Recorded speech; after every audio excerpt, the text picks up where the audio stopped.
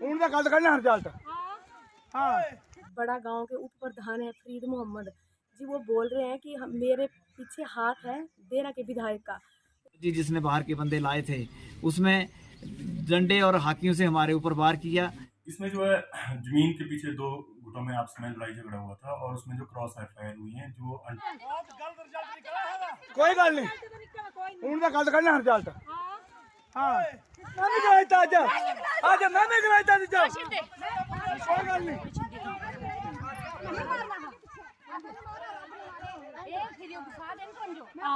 एक गड्डी निशाने दिखा ये पन्नी हाड़ी गड्डी पे आगा लगे होना मत गुस्सा ये तो अंजो फिर फसाने करे देखा ना कोई लड़ाई नहीं झगड़ाई तू डंडे लेने कर दिया तेरा क्या मतलब है तू ये ना पहले बैठे कल निकल देने ये गड्डियां दिखा भाई हाड़ी गड्डी नहीं तो साइया मारना पोस मार तो मरने जोगी है तो हाथ को आसमान करे मारने का नहीं सकते फालतू ये तू तो बाहर निकल नहीं उनका मर्द पड़ी ना बाहर नहीं लेंगे तू मार के हिम्मत ही नहीं गई मत गुस्सा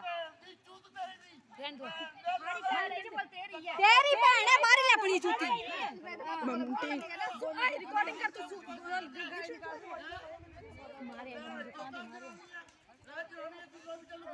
वीडियो बनाए बाले बंदे ले ने रात पे लाए है ना पंजाब से ले आए ने हां जी ये देखो बाले बंदे लेने आए उग्रवादी लेंदे ना मरवाने पूरा पिंड इकट्ठे होए ने दो ही पाऊ कितना बंदा दिखे तो खाली में मार सकते हैं बंदे ओ हाड़े बच्चे सेब नहीं यहां बच्चे छड़ने जाना स्कूल में बच्चे से हर बच्चे ना मुरवाई देने हैं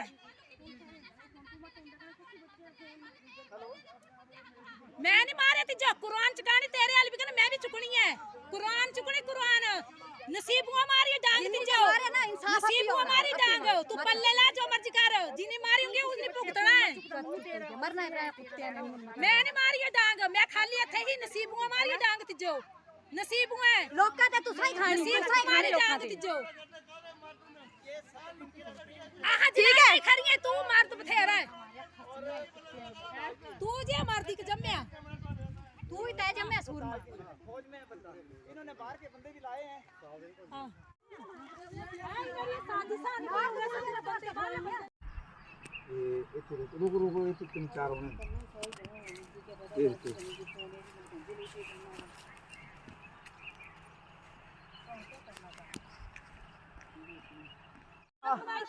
क्या गलत बात है इसी पिंडे मारा क्या भी सुनने पे लगा माऊ मारे हटी क्यों खा देंगे कोई ये करा मम्मी कैसे लगी तुम पानी पी के तो बड़ा बड़ा वीडियो बना ऊपर बाल खिलाया पे जो उग्रवादिया कुछ भी खेले बाहर में बंदे लेने मारे तो ऐसी हमारे पीछे डांग मिट्टी पुजेड़ी है ना हां ते हाल दिखता वीडियो बनाइए तेरी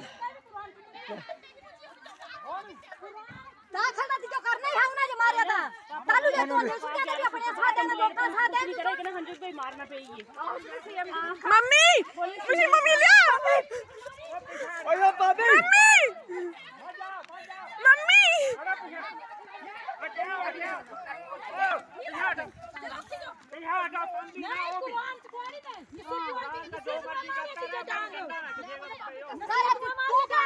डंडा लेगा तेरे क्या आई तो डंडा लेने नहीं डंडा लेने क्या आई तो करे ओए चुप रह कुत्ती मेरे साथ जो 27 तारीख को लड़ाई हुई थी उसके बारे में मैं बता रही हूँ। जो हमारे बड़ा गांव के उप प्रधान है फरीद मोहम्मद जी, वो बोल रहे हैं कि मेरे पीछे हाथ है देरा के विधायक का होशियार सिंह। तो वो बोल रहे हैं, उप प्रधान बोल रहे हैं फरीद मोहम्मद जी कि मेरा कुछ नहीं बिगाड़ सकते आप जहाँ तक जाना चाहते हो वहाँ तक जाओ। और मेरी एक दरख्वास्त और है सर, जो एप्लीकेशन है ना मेरे को पीटा इतना ज़्यादा पीटा हुआ है, तो वो एप्लीकेशन जो है इन्होंने मेरे जेठ से धक्के से लिखवाई हुई है, मेरे पास पड़ी हुई है वो एप्लीकेशन। जिस एप्लीकेशन में मेरी देरा के विधायक से भी दरख्वास्त है कि अपने इधर के प्रधानों को ऐसी छह ना दें कि किसी के घर उजड़ जाएं। अगर ऐसी छह देते रहे ये प्रधानों को तो कईयों के साथ लड़ाइयाँ होगी। हमारे परिवार को खतरा है और हमारे परिवार को जान से ख़त्म भी कर सकते हैं, जैसे बाहर से गुंडे बुलाए जा रहे हैं। तो मेरी गुजारिश है होशियार सिंह से कि ऐसे काम ना करवाएं। मेरी जनाब से प्रार्थना है मीडिया बंधुओं से भी कि 27 तारीख को 27/5 को हमारे गांव बड़ा में गाँव के कुछ लोग इकट्ठा हो गए और हमारे कुछ रिश्तेदारी के चाचे ताए मिलकर इकट्ठा हो गए। उन्होंने हमारे परिवार पे, मेरी भाभी और मेरे भाई पे हमला किया, जिस कारण मेरे को पता चला कि ऐसे ऐसे उनको वो मारने पड़े हैं। जो कि बंदे इकट्ठे किए थे हमारे गांव के उप प्रधान फरीद मोहम्मद ने, और उसने औरतों को और मर्दों को इकट्ठा करके और इनको रास्ते में पकड़ करके और सबको उकसा रहा है कि इनको मारो। और उसमें मेरी भरजाई को और मेरे भाई को भी चोटें आई हैं और उनके कपड़े फाड़े गए हैं।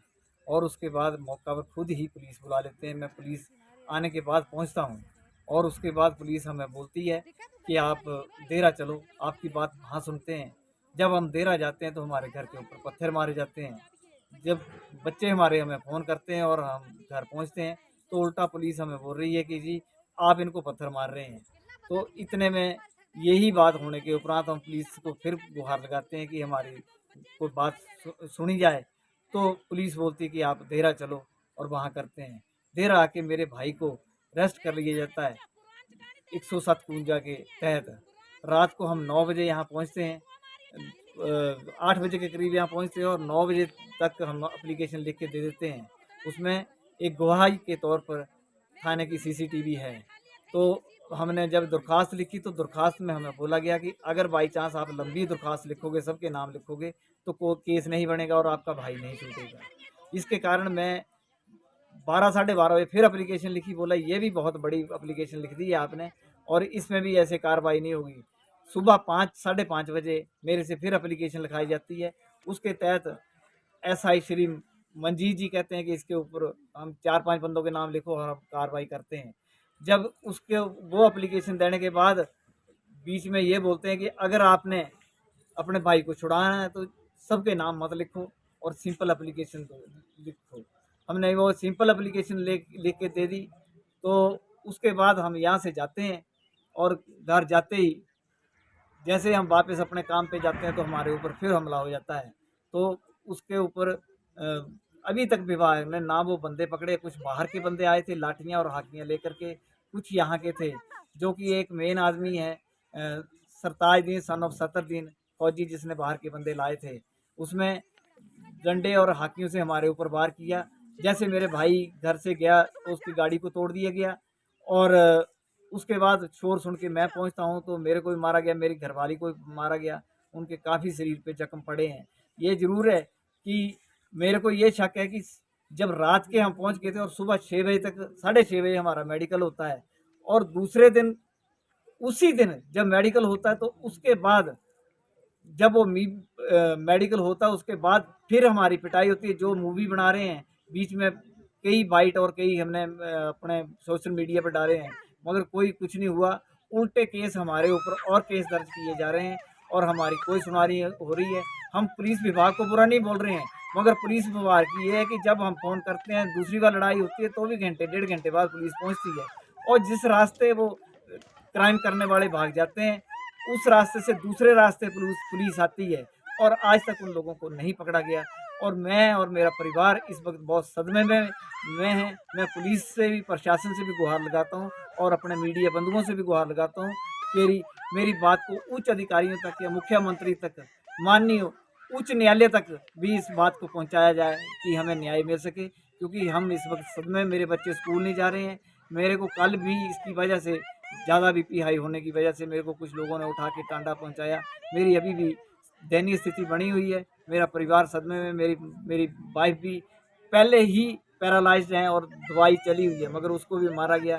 इस वक्त हमारी कोई सुनवाई नहीं हो रही है और उल्टे हमारे साथ क्रॉस केस बनाए जा रहे हैं और उस केस को दबाने की कोशिश की जा रही है।